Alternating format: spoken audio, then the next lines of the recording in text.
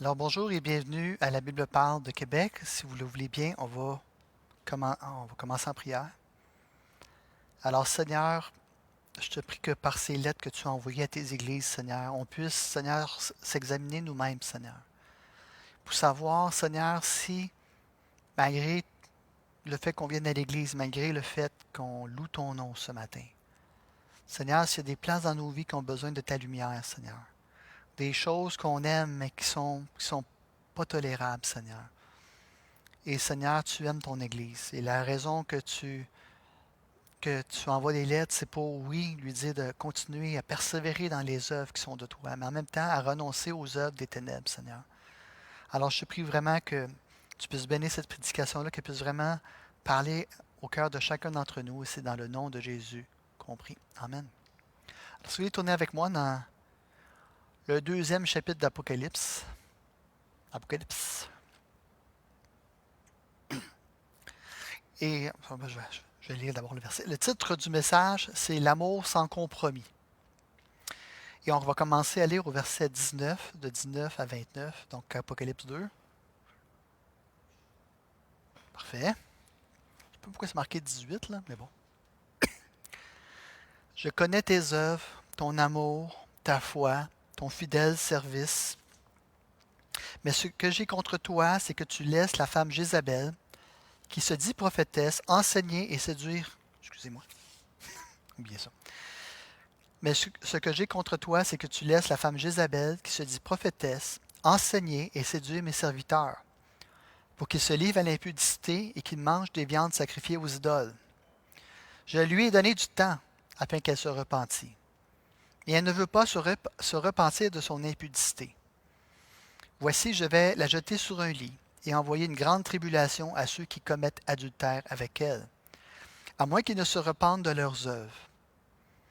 Je ferai mourir de mort ses enfants, et toutes les églises connaîtront que je suis celui qui sonde les reins et les cœurs, et je vous rendrai à chacun selon vos œuvres.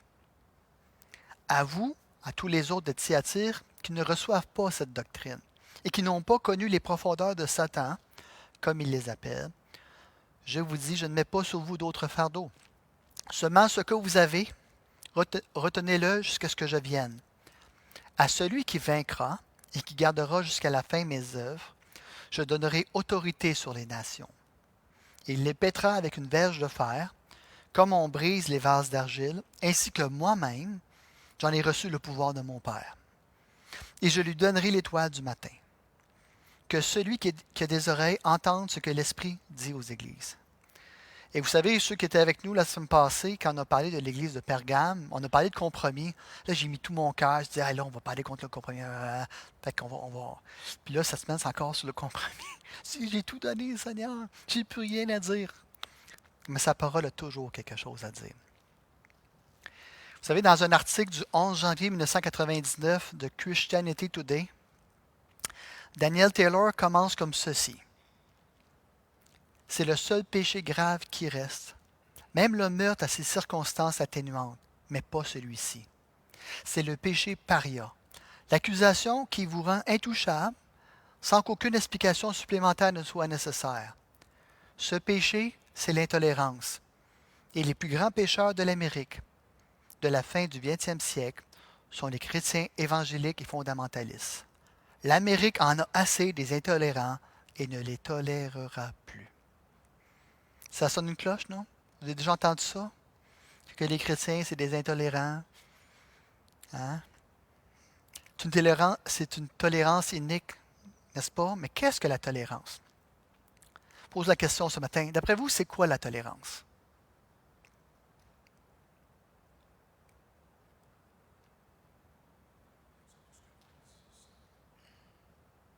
D'accepter ce que l'autre dit sans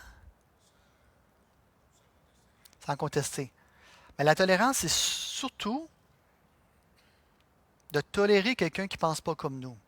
Ben, tu ne peux pas tolérer quelqu'un qui pense comme toi. Alors, tu as un problème parce que tu t'endures pas. Bon, c'est une autre chose. En résumé, il s'agit de respecter les opinions, les convictions et la conscience des autres, même lorsqu'elles diffèrent des nôtres. Vous savez, nous souhaitons dans la société que chacun ait sa liberté de croire et de pratiquer sa foi sans ingérence, sans être ostracisé, sans être marginalisé par les autres dans la société. La tolérance est essentielle dans une société car chacun de nous a des prétentions à la vérité. Elle est donc indispensable pour assurer la sécurité sociale, la paix sociale et la liberté de croyance. Cependant, une partie de ce qu'on appelle la tolérance ne l'est pas réellement. On ne peut pas être tolérant envers quelque chose sans d'abord s'y être opposé. C'est pourquoi beaucoup de ceux qui prônent la tolérance ne le font pas véritablement, car ils n'ont aucune objection vis-à-vis de ce qu'ils prétendent tolérer. Chesterton a un jour déclaré que la tolérance était simplement la vertu de ceux qui ne croient en rien. Il avait raison, c'est souvent le cas. C'est très pratique pour ceux qui ont des tolérances floues, souples, de se dire tolérant. C'est très pratique pour quelqu'un qui a des croyances vagues et sans engagement d'exiger la tolérance de ceux qui ont des croyances bien définies, parce que cette personne-là n'a rien à abandonner, mais elle demande à l'autre de tout abandonner. De plus, il n'y a pas de communauté humaine possible sans l'adhésion à des vérités qui excluent celle des autres. Il n'y a pas de communauté humaine totalement inclusive et donc réellement tolérante selon ces termes. Donnez un exemple. Si vous faites partie d'un comité d'un groupe local de gays, lesbiennes et transgenres qui se dit ouvert à tous, et lors d'une réunion, vous déclarez avoir vécu une expérience spirituelle avec Jésus-Christ et vous croyez que l'homosexualité est un péché, pose la question, est-ce qu'ils vont vous garder au sein du comité? Peu importe que vous soyez ouvert et accueillant, le jour viendra où on va vous demander de quitter ce groupe-là. Toute communauté humaine croit à une vérité qui exclut les personnes qui ne partagent pas les mêmes croyances. Toute communauté humaine croit à une vérité qui inclut les personnes qui partagent ces mêmes croyances et exclut celles qui ne partagent pas. Les communautés humaines se définissent, ou plutôt définissent des frontières et des limites, non parce qu'elles sont nécessairement restrictives, mais parce qu'elles sont des communautés humaines. Mais le christianisme est la seule communauté humaine qui dit à ses membres d'aimer les gens qui ne font pas partie de sa propre communauté. Jésus ne nous a pas appelés à tolérer les gens. Jésus ne nous a pas appelés à tolérer nos ennemis, mais à les aimer. Vous savez, lorsqu'une personne commet un acte répréhensible, la meilleure chose que vous pouvez faire envers elle, c'est de lui révéler la nature de son péché, de l'exhorter à se repentir et de lui expliquer les conséquences de ses actes. Sinon, ce n'est pas de l'amour, là. Et c'est exactement ce que Jésus a fait au verset 22. Jésus ne cautionne pas le mal. Jésus ne tolère pas le mal. Jésus est la vérité Jésus est la vérité sur laquelle doivent reposer nos croyances et nos convictions. Je l'ai dit, je l'ai mal dit. Jésus est la vérité sur laquelle doivent reposer nos croyances et nos convictions. Et le fait que Jésus se désigne ici comme le Fils de Dieu s'explique par le fait, dans notre texte, s'explique par le fait que les citoyens de Tyr avaient un temple dédié à Apollon, le dieu soleil, qu'ils adoraient comme étant le Fils de Dieu. Et étrangement, la lettre de Jésus à l'église de Thyatire fait référence au psaume 2. Pourquoi? Parce que dans le psaume 2 et même à la fin de la lettre, ça fait référence à l'autorité et le jugement qui sont exercés par le véritable Fils de Dieu. Donc, à l'époque des Tyriens de l'église de Thyatire, il y avait beaucoup de compromis entre ceux qui allaient à l'église et ceux qui allaient dans le temple des idoles. Mais le seul qui se réclamait d'avoir l'autorité totale, le seul qui mérite réellement notre adoration, c'est Jésus, le véritable Fils de Dieu. Ce n'est ni l'empereur César, ni le dieu grec Apollon. Nous lui devons une allégeance totale. Et parce qu'il est Dieu, il a les yeux comme une flamme de feu. Qu'est-ce que ça veut dire, ça? C'est que Jésus n'est pas aveugle. Il voit les véritables motifs du cœur derrière nos actions. Et l'apôtre dira d'ailleurs dans 1 Corinthiens 5,12 « Qu'ai-je en effet à juger ceux du dehors? N'est-ce pas ceux du dedans que vous avez à juger? Pour ceux du dehors, Dieu les juge. Ôtez le méchant du milieu de vous. » Dieu s'occupera du monde. Vous savez, il y a beaucoup de chrétiens qui veulent juger le monde et lui dire tous leurs péchés. Si ce n'est pas pour les amener à Christ, vous perdez votre temps. Vous ne réformerez pas le monde. Vous pouvez annoncer Christ, Christ va sauver des gens dans le monde, mais Dieu nous appelle à juger dans l'Église. Puis je vais expliquer pourquoi qui nous le demande, parce que à la fin d'un Corinthiens 5,12, Paul va dire, pour ceux du dehors, Dieu les juge, ôtez le méchant du milieu de vous.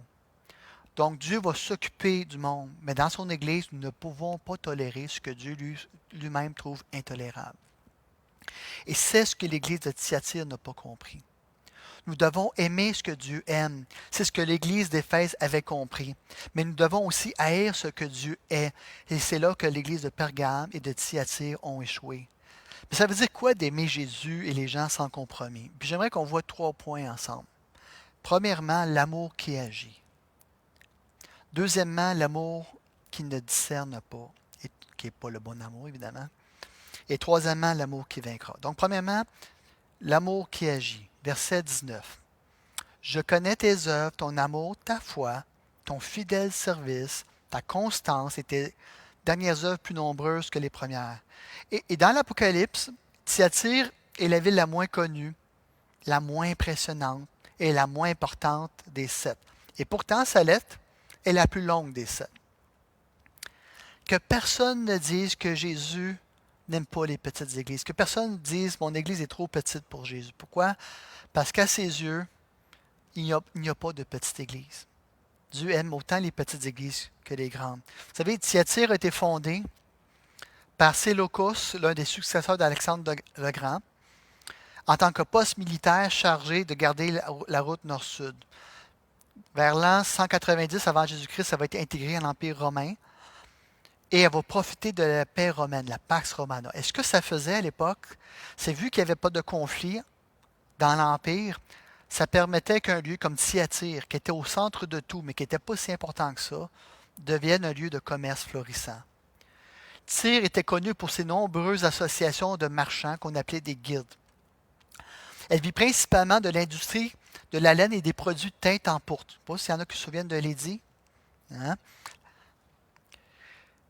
Et Lydie, la marchande de tissu de pourpre que Paul avait rencontrée, qui s'était converti à l'Évangile, qu'il avait rencontré à Philippe, était originaire de cette ville-là.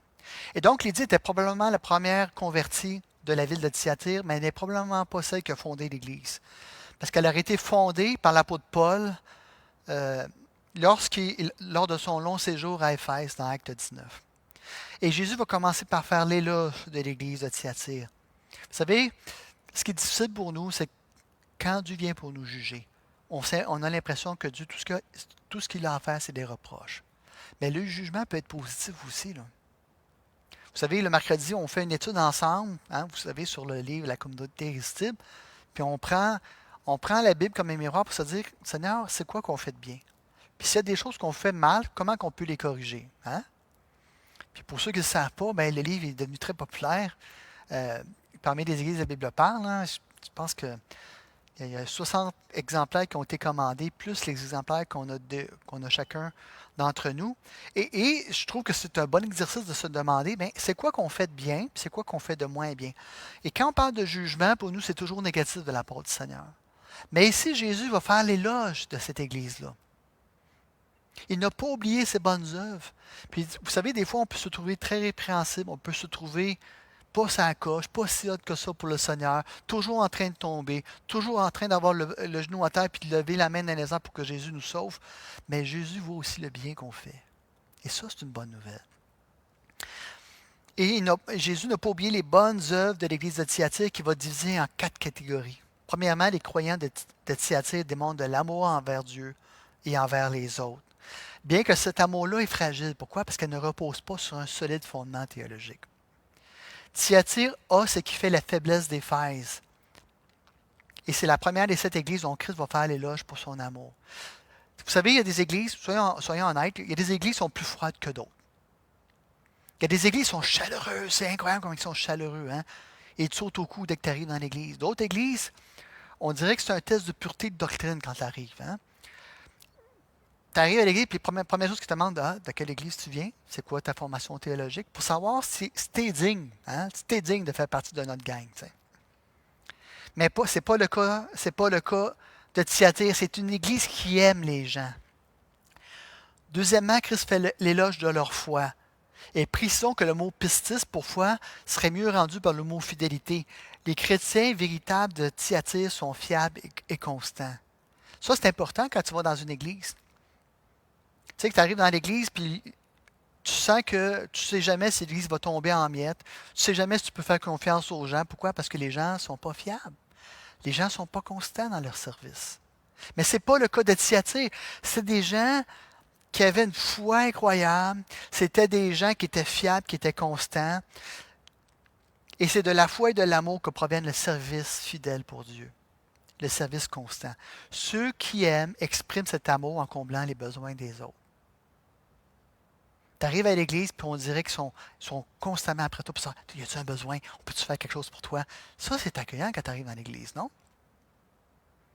Ceux qui sont fidèles vont aussi persévérer jusqu'à la fin à cause de leur foi. Les gens fidèles créent un environnement serein, une zone de sécurité pour les gens qui ne le sont pas. Parce que tu dis, moi, écoute, j'ai besoin, puis ici, il y a des gens qui ne me laisseront pas tomber. Parce qu'ils ont mis leurs yeux sur Jésus-Christ. C'est aussi l'Église de Thyatire, des gens qui progressent dans la grâce, qui mûrissent dans leur vie chrétienne et font avancer la cause de Christ.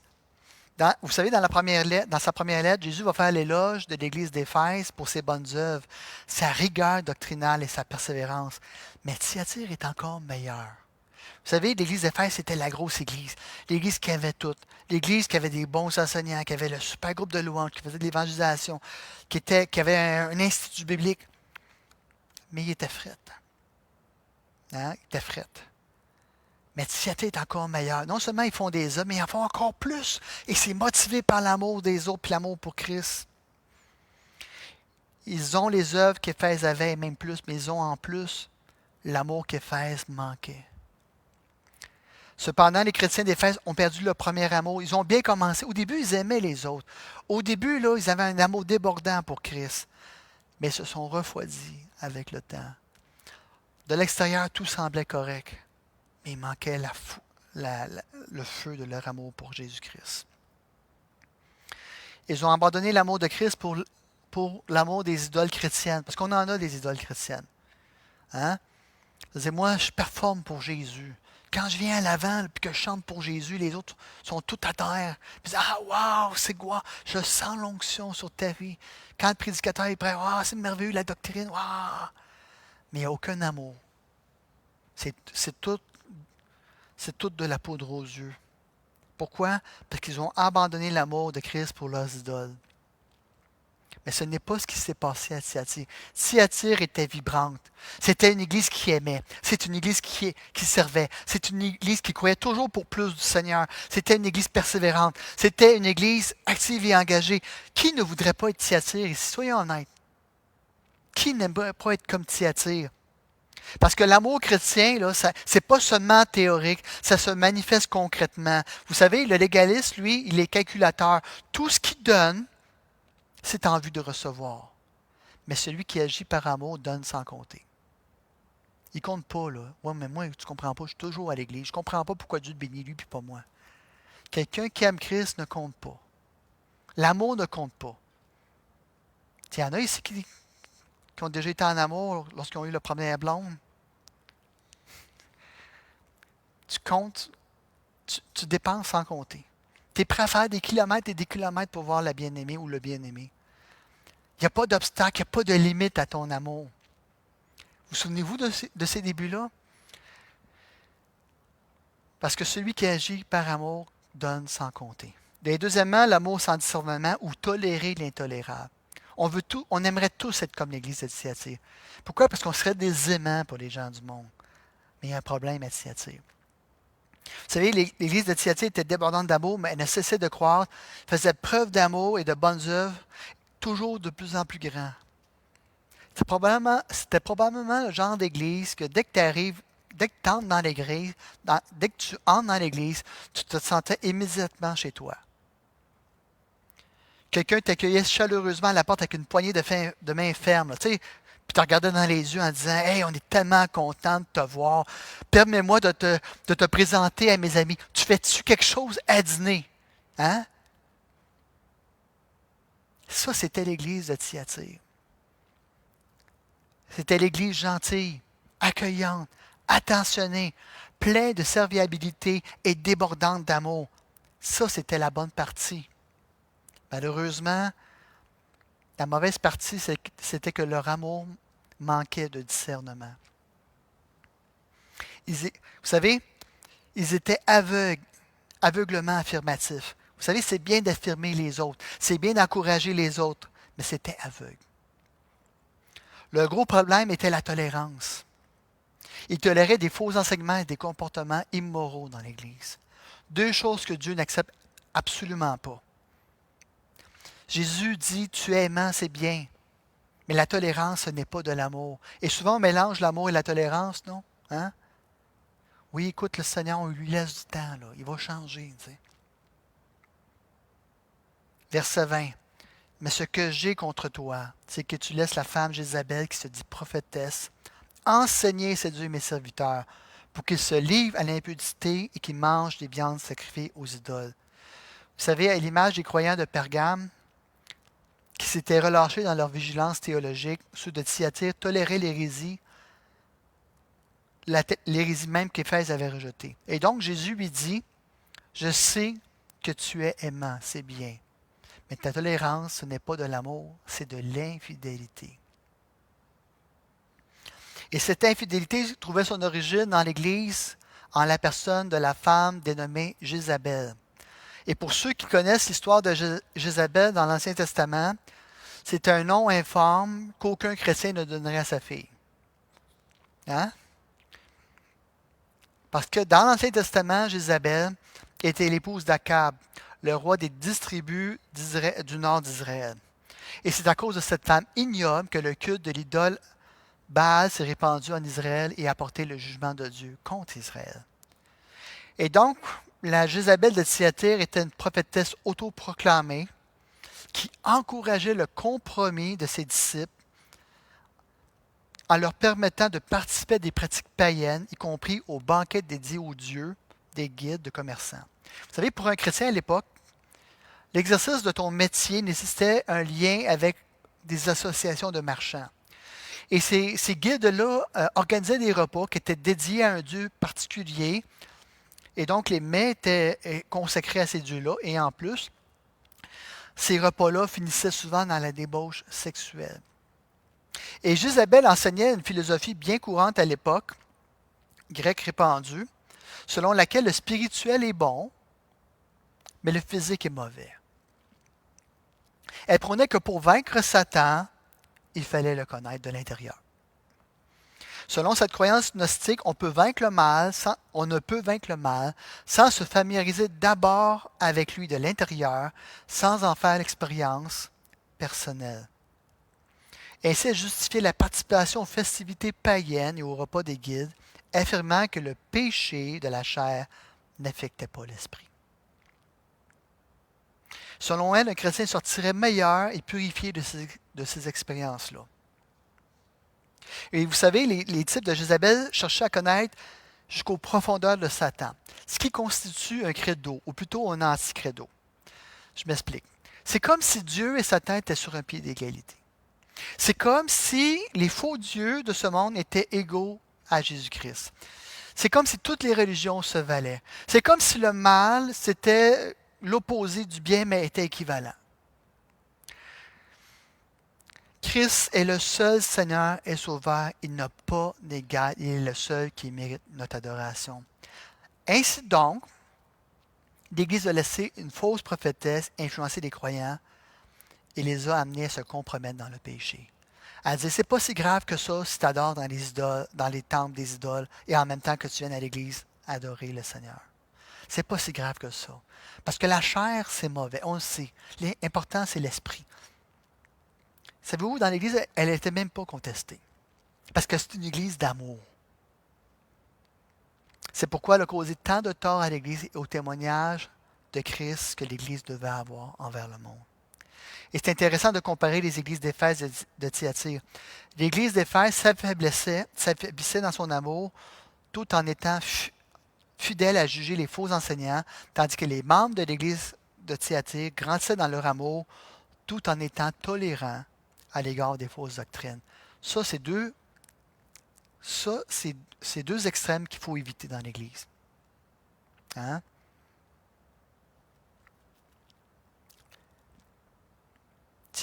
Dire la vérité dans l'amour est l'équilibre biblique. L'orthodoxie ou la rigueur théologique sans amour et le compromis avec amour sont tous les deux extrêmes que Dieu déteste. Versets 21 à 23. Je lui ai donné du temps afin qu'elle se repentît. Elle ne veut pas se repentir de son impudicité. Voici, je vais la jeter sur un lit et lui envoyer une grande tribulation à ceux qui commettent adultère avec elle, à moins qu'ils ne se repentent de leurs œuvres. Je ferai mourir de mort ses enfants, et toutes les églises connaîtront que je suis celui qui sonde les reins et les cœurs, et je vous rendrai à chacun selon vos œuvres. C'est dur, non? Soyons honnêtes. Mais Dieu est obligé de juger son Église pour la sauver. Dieu est obligé de faire ça quand les anciens d'une Église n'appliquent pas la discipline dans l'Église. Parce qu'on ne veut pas déplaire. Parce que cette personne-là, cette prophétesse-là est respectée dans la communauté. Parce qu'elle attire des gens dans l'Église. Puis si elle part de l'Église, il y a une grande partie de l'Église qui va partir avec. Peut-être que les anciens de l'Église l'ont déjà réprimandé, Jézabel. Mais ils ne l'ont pas mis en discipline quand ils ont vu qu'elle ne se repentait pas. Et donc, le Seigneur lui-même a donné du temps à Jézabel de se repentir. Dieu, là, il n'est pas prompt à juger. Dieu nous laisse du temps pour se repentir. Mais elle a refusé. Et maintenant, il donne à ses disciples l'occasion de se repentir. Pourquoi? Parce que Dieu est juste. Dieu va vous traiter selon vos œuvres. Puis il n'y aura pas d'erreur dans son jugement. Et en fait, son péché était tellement grave, pensez-y, là.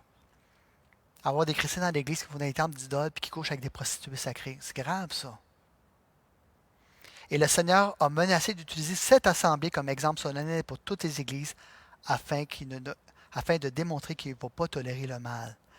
Jézabel et ses disciples seront condamnés à la tribulation et à la mort. Vous savez, dans la Bible, l'idolâtrie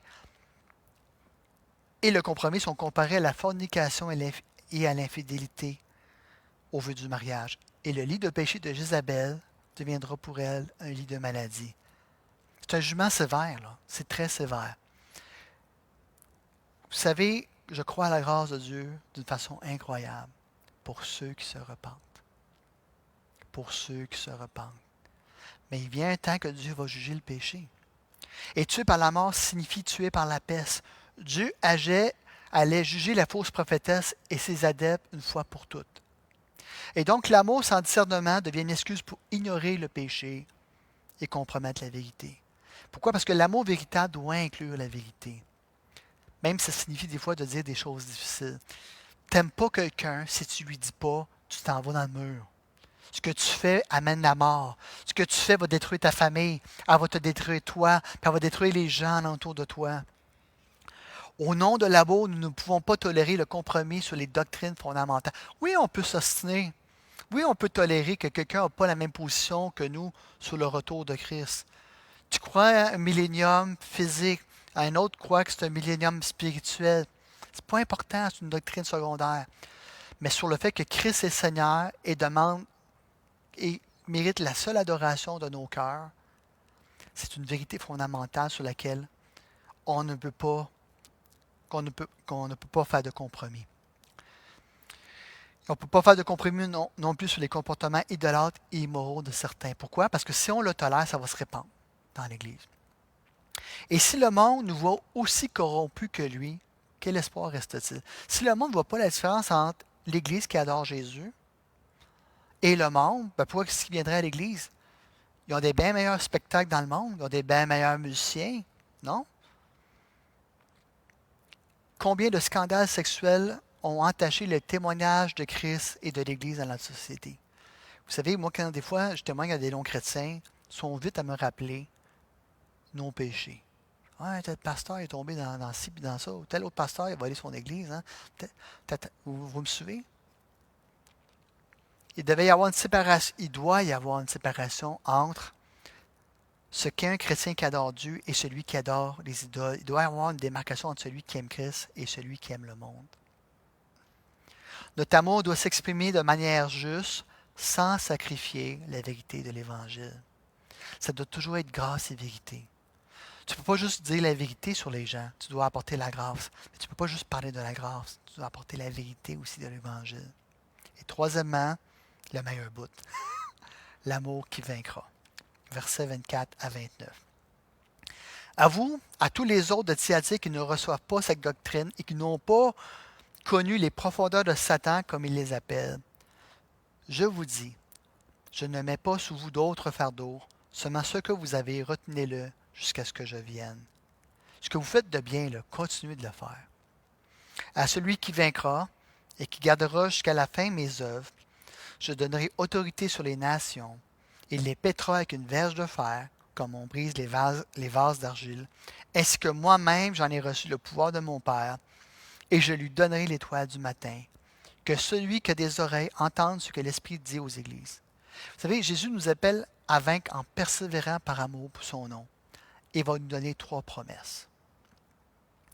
Premièrement, il nous promet un fardeau léger. Vous savez, la différence entre Dieu et les idoles, c'est qu'à l'époque, là, tu devais porter les idoles. Une idole ne se porte pas elle-même. La différence avec Dieu, c'est que c'est lui qui te porte. Vous savez, je pense que c'est dans Ésaïe où Dieu parle avec ironie avec Israël en disant que c'est un fondeur qui prend un morceau de bois ou qui prend un morceau de métal puis qui fait une idole. Puis après ça, il met le fardeau sur un âne. Parce que c'est drôle, hein? L'idole, elle ne se porte pas elle-même. Ça devient un lourd fardeau sur l'âne parce que toi-même, tu n'es même pas capable de le porter. Mais à l'inverse, quand tu mets ta foi en lui, c'est Christ qui te porte. Tu n'as pas besoin de porter ton idole. Tu n'as pas besoin de la justifier, ton idole. Tu n'as pas besoin de la défendre. C'est elle qui te porte. Jésus ne va pas nous imposer de nouveaux fardeaux parce que son fardeau est doux et léger. Mais il nous appelle à être fidèles à la vérité. C'est ça le fardeau qu'on a besoin de porter, d'être fidèle à sa vérité.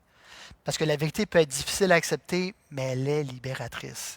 Vous savez, le mensonge, c'est la même chose. Le mensonge, il faut que tu le portes, il faut que tu l'entretiennes. Parce qu'à un moment donné, ça va finir par craquer, on va finir par découvrir que tout ce que tu dis, c'est pas vrai. Mais la vérité n'a pas besoin de toi. Et la vérité est libératrice. Pourquoi elle est libératrice? Parce que la vérité est une personne. Elle est Jésus-Christ, qui n'est pas seulement resté au ciel pour nous dire ce qu'on devrait faire, mais qui est descendu du ciel sur la terre pour faire ce que nous, on aurait dû faire, mais qu'on était incapable de faire, afin de nous sauver et de se donner un exemple pour nous. Et deuxièmement, il nous promet son autorité. Ceux qui résistent au compromis recevront une véritable autorité spirituelle. Dans le psaume 2, Dieu le Père promet au Fils de lui donner les nations. Christ nous promet l'autorité spirituelle pour gagner les nations pour lui. Vous savez, il y a beaucoup de gens qui aimeraient qu'on les écoute quand ils parlent. Beaucoup de gens aimeraient que le monde tende l'oreille quand ils parlent de Dieu. Beaucoup de gens veulent de l'autorité spirituelle en recherchant des foules, des miracles et des démonstrations de puissance pour impressionner le monde. Ça, vous remarquez, ça ne marche pas. La véritable autorité spirituelle est une autorité déléguée. C'est toujours une autorité parce que tu t'es soumis à Christ. Et dans l'Église, parce que tu t'es soumis aux autorités de l'Église. Beaucoup de gens disent, oui, moi aussi j'ai l'autorité spirituelle. Non, non, non, c'est une autorité déléguée qui va être donnée seulement à ceux qui sont fidèles. Étonnamment, ce n'est pas les églises libérales qui sont un témoin fort dans le monde. Christ va donner son autorité à des gens fidèles, fidèles à sa parole. Tout aussi simple que ça. Vous voulez que votre parole ait de l'impact dans le monde? Soyez fidèles. Il va vous donner son autorité. Vous voulez que notre Église ait un impact dans la ville de Québec? Soyons fidèles à sa parole. C'est Christ qui nous donne son autorité. On va avoir un impact. C'est juste Christ qui peut nous la donner. Savez-vous comment on peut briller pour Christ? C'est en étant fidèle. Parce que c'est lui qui élève celui qui est fidèle. Pas celui qui veut de la puissance. Pas celui qui dit, venez ici, c'est ici le réveil. Pas ceux qui disent, venez, c'est ici les miracles. Vous voulez qu'on voit des miracles? Vous voulez qu'on voit la puissance de Dieu à l'œuvre? Très simple, soyons fidèles à sa parole. Soyons fidèles à sa vérité, même quand c'est des fois à notre détriment. Les méthodes du monde ne produiront pas des véritables convertis. Il y a seulement la proclamation de l'Évangile faite dans l'obéissance qui va l'être. La véritable autorité vient de la fidélité à Christ, pas du pouvoir ou de la popularité.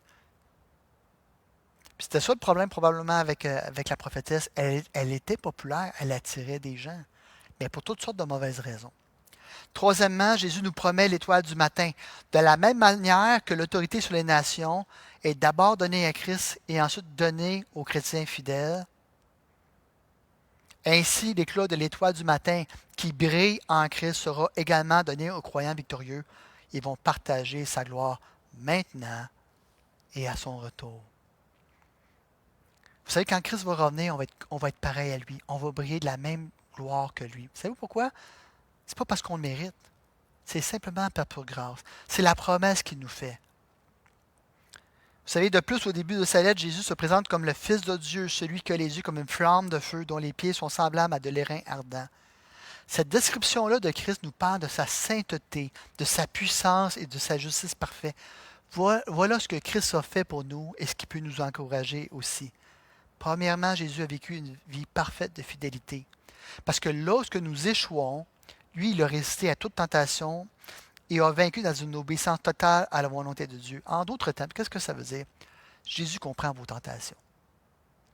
Jésus les comprend, il les a vécues. Mais le plus beau là-dedans, c'est qu'il nous donne la victoire contre le péché parce que lui, il a vaincu le péché et le mal à la croix à cause de son obéissance parfaite. Deuxièmement, Jésus a pris sur lui nos péchés et nos compromis. C'est une bonne nouvelle ce matin.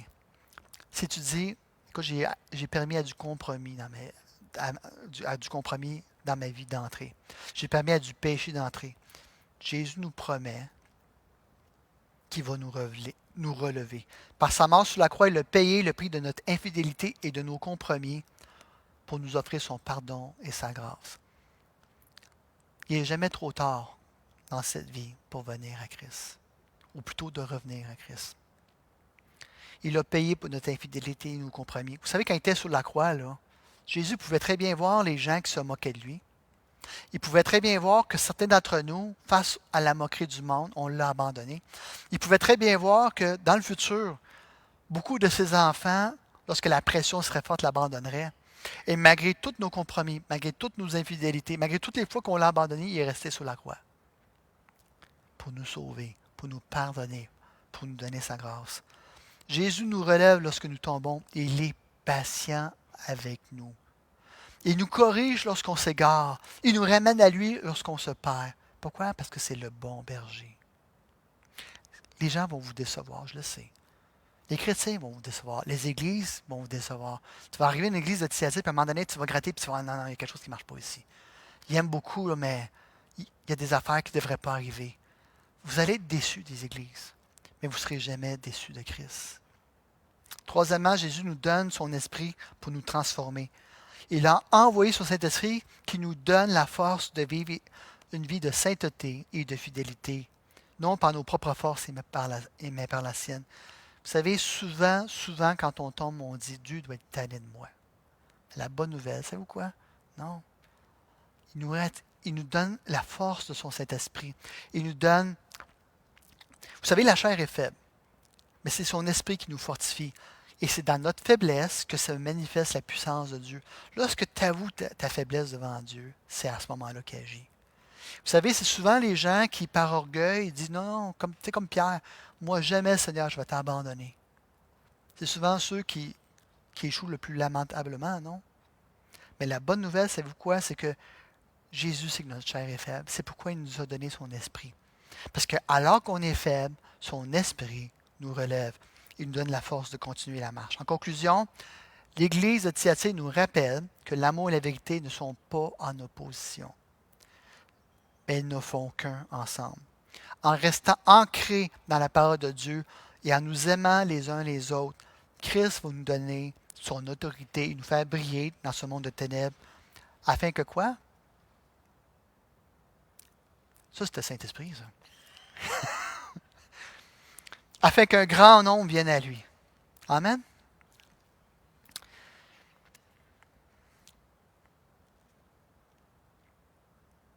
Seigneur, donne-nous la force d'aimer comme toi tu nous as aimés. Donne-nous de manifester, Seigneur, ta vérité avec la grâce, Seigneur. Et de ne jamais céder au compromis tout en restant fermement enraciné dans ton amour. Et s'il y a des gens ici qui se sont éloignés de toi, qui ont permis à l'amour du monde de rentrer, que leur cœur est divisé. Chacun d'entre nous, Seigneur, il y a des places que notre cœur est divisé. Chacun d'entre nous, il y a des places, Seigneur, que notre cœur n'est pas tout entier à toi. C'est comme un jardin secret, Seigneur. On ne te l'a pas réellement donné, Seigneur. Mais ces choses-là sont des choses qui sont comme un cancer qui grandit dans nos vies. Ils ne nous font pas du bien. Seigneur, c'est alors qu'on vient à toi dans notre faiblesse qu'on dit, Seigneur, encore une fois, Seigneur, je me suis éloigné. Encore une fois, j'ai permis au péché d'entrer. Pardonne-moi. Relève-moi. Relève-moi par la puissance de ton esprit. Et Seigneur, c'est pas par mes propres forces que je serai fidèle, mais par la puissance de ton esprit et par le renouvellement de ta parole dans mon cœur. Seigneur, fais que les mensonges qui me tenaient captif, les illusions, Seigneur, que ce monde m'offrait, mais qui en fait ne m'amenaient que de la tristesse et de la mort. Seigneur, enlève, Seigneur, le péché dans mes vies. Enlève, Seigneur, ce qui est contre toi. Enlève ce qui m'éloigne de toi et ramène-moi à toi. Parce que, Seigneur Jésus, tu m'as aimé d'un amour éternel. Et c'est dans ton amour, des fois même, que tu nous corriges, Seigneur. Alors, ramène-moi à toi, que je puisse être entier à toi, fidèle à toi, et que mes œuvres, que mes dernières œuvres soient encore plus grandes que mes premières. Et Seigneur, c'est en ton nom qu'on a prié. Amen.